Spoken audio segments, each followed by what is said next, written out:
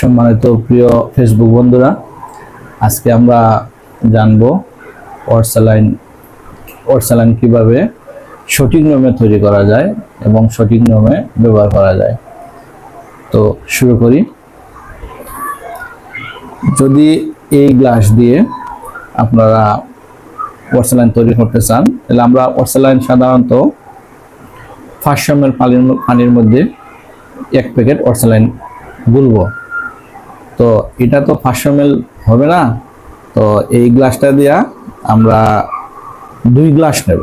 তো 2 গ্লাস আমরা পুরোপুরি গ্লাস নেব না, আমরা 1 আঙ্গুল, এই গ্লাসের 1 আঙ্গুল নিচ পর্যন্ত 2 গ্লাস পানি নিব।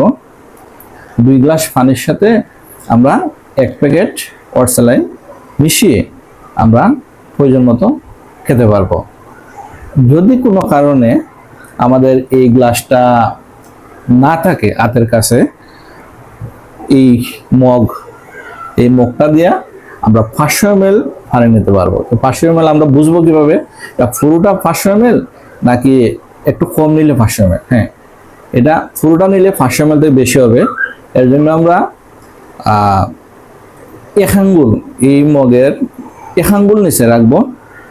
নিচে পানি নিলে এটা 500 ml হবে। এই 500 ml পানির মধ্যে আমরা ওরসালাইন গুলে প্রয়োজন মতো খেতে পারবো। যদি কোনো কারণে আরেকটা অপশন, আমাদের এই মগটাও যদি হাতের কাছে না থাকে, তো আমরা কি করব? হ্যাঁ, এটা অবশ্যই প্রত্যেকেই বাড়ির থাকে এই ধরনের বোতল। হ্যাঁ, তো যদি ভালো বোতল হয়, হ্যাঁ, ভালো করে পরিষ্কার করে আমরা ওই বোতল দিয়ে আমরা আধা লিটার পানি নিতে হয়। এটার এই গলা পর্যন্ত নিলে অর্ধেক লিটার হয়ে যায়।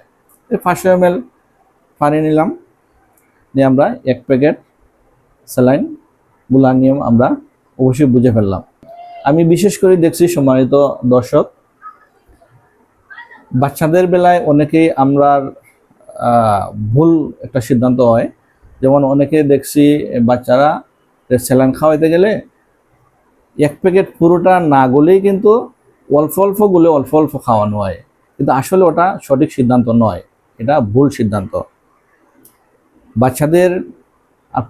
বাচ্চাদের খাওয়ান অথবা বড়দের খাওয়ান, যে কারোর জন্যই কিন্তু একসাথে আপনার 1 প্যাকেট স্যালাইন গুলতে হবে।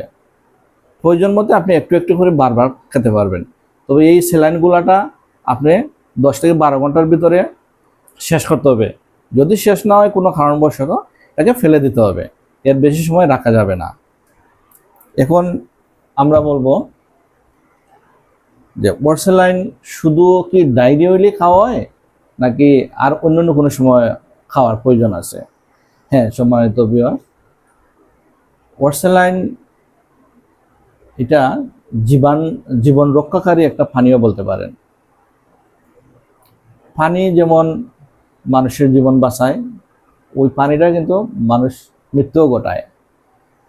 সেম একটা ওরসালাইন যদি সঠিক নিয়মে না খাওয়া হয়, তাহলে তার ক্ষতির সম্ভাবনাটাও কিন্তু অনেক বেশি বেড়ে যায়।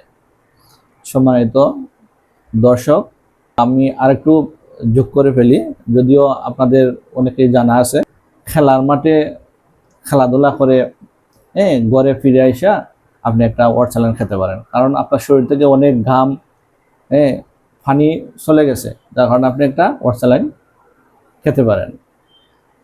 আবার অনেক হাঁটাহাঁটি করেও অনেক সময় অনেক বাইরে থেকে আসেন, তারও ঘরের ভিতরে এসে একটা ওরসালাইন খেতে পারেন। তবে এটাই মনে রাখবেন যে ওরসালাইন ডিহাইড্রেশন অর্থাৎ পানি শূন্যতা পূরণ করে। তো সম্মানিত দর্শক, ফেসবুক বন্ধুরা, আজকের ভিডিওটি যদি আপনাদের ভালো লাগে, অবশ্যই লাইক, শেয়ার, কমেন্ট করে এভাবেই পাশে রাখবেন। ধন্যবাদ সবাইকে। নমস্কার।